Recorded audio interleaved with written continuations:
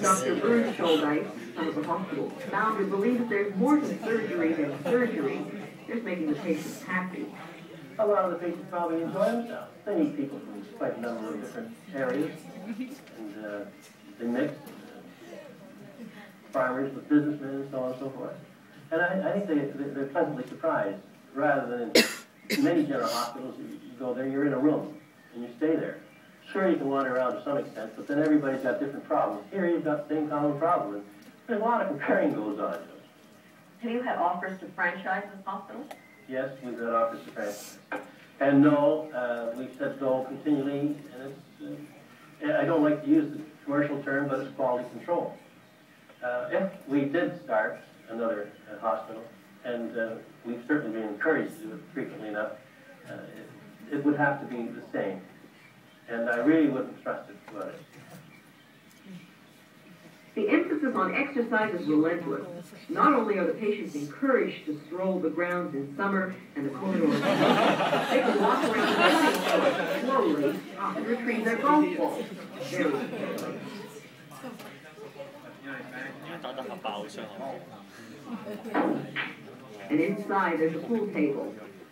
None of these pursuits is what you would call demanding, but they all require movement. And nothing brings people together more than taking part in Mrs. Killian's musical aerobics. 1 line, 2 lines, 3 lines, 4 lines, 5 lines, all the way up there. I stand up there. Is that okay from the floor? Okay, now everybody up there, put your arms up. It's not Jane Fonda's workout, but here too, there is no gain without a little pain.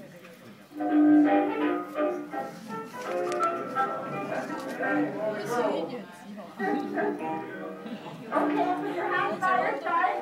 As you raise your arms, take a deep breath through your nose, right to the bottom of your lungs. Big deep breath. And out through your mouth. Big deep breath up until you breathe, and out.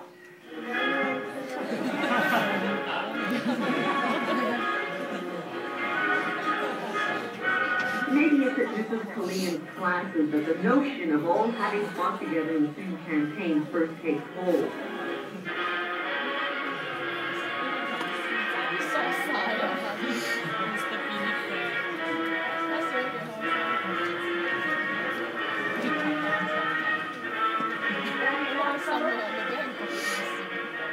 The whole Shouldice philosophy began with Dr. Edward Earl Shouldice, who died in 1965.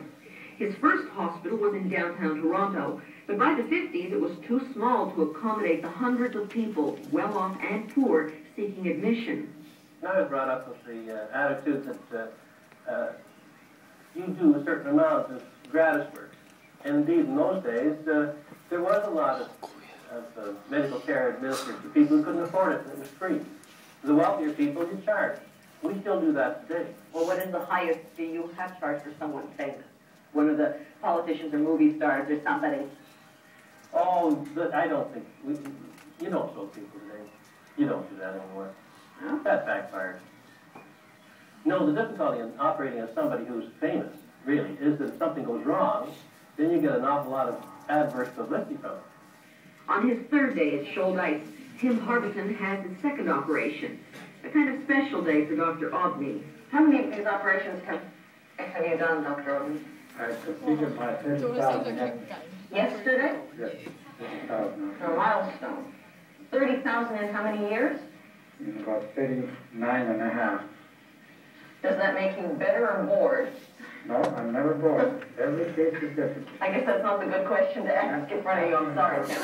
That's the important thing, not to be bored. Every case is different.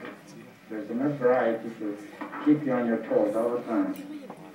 Within 40 minutes, the operation is over. How are you doing, Tim? Very good? Not bad. Very neat, actually. 6 days after he arrived, Tim Harberton is on his way home. The whole thing cost him $2,100, not including airfare, but Harberton believes it was well worth it. Amazing that after a surgery, you're able to get up off the operating table and literally walk to a chair. Tim Harberton's connection with Shouldice may not be over. Next year, he'll be eligible for the annual reunion and free hernia inspection. The checkup precedes the annual dinner and entertainment, and the rules are simple. No inspection, no dinner. So some 1,500 men line up and wait. Some have been coming back to this reunion for more than 30 years, all regarded as a social highlight of the season. The only hernia reunion in the world, another male ritual whose mystery is not to be shared by the uninitiated. Why have you been coming back every year? Well, it's a good fellowship, and also we have a lot of fun here. And It's not for the checkup. free checkup.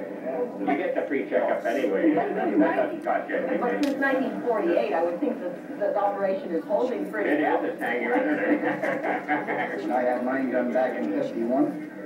I was back to work lifting orange crates 2 weeks later. I could do anything. Never bothered me since. This is a fan club. It is, yeah, pretty. From New York, Joe Davis from New York, and I come here every year for 10 years, and I enjoy it because it's the most wonderful hospital, I think, in the world. Do you understand why all these men get together year after year, some over 30 years? We got a lot in common. A hernia? Sure, because everybody can talk about the same thing. It's the only system or medical system anywhere in the world where they have that track record of checking back for some 30-odd years. Can we go in? Come around. Can I talk to you for a second before you leave? Oh, yeah, sure. Thank you. I was hoping Yes? that the nurses would come in and examine me. They didn't? No, I took one out there. They're a very nice girl, and I was hoping she'd come in and I, examine it. Be more interesting. How many of these operations have you done, Dr. Oden? I completed my 30,000 yesterday. Yesterday? Yes, 30,000. A milestone. Does that make you better or bored? No,